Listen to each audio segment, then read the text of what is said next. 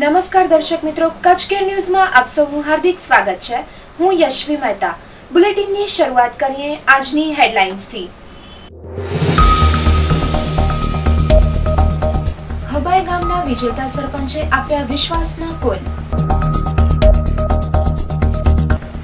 ઝુરા ગામના વિજેતા બનેલા સરપંચે વિકાસના મુદ્દે વિચારો વ્યક્ત કર્યા।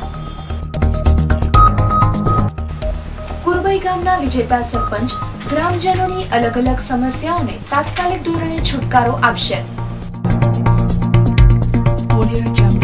ભુજના સંજોગનગરમાં જુગાર રમતી 6 મહિલાઓની ધરપકડ થતા મહિલાઓમાં ફેલાયો ફફડાટ। ભુજમાં રિલાયન્સ પેટ્રોલ પંપ પાસે મોટું સર્કલ બનાવી દેવાતા અવારનવાર થઈ રહ્યા છે અકસ્માતો।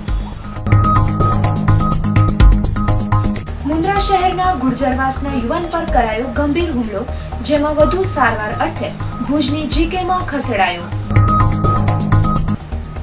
રાજ્યના ગૃહ વિભાગ દ્વારા હેલ્થ માટે લિકર પરમિટ મેળવવાના નિયમમાં કરાયા મહત્વના ફેરફારો।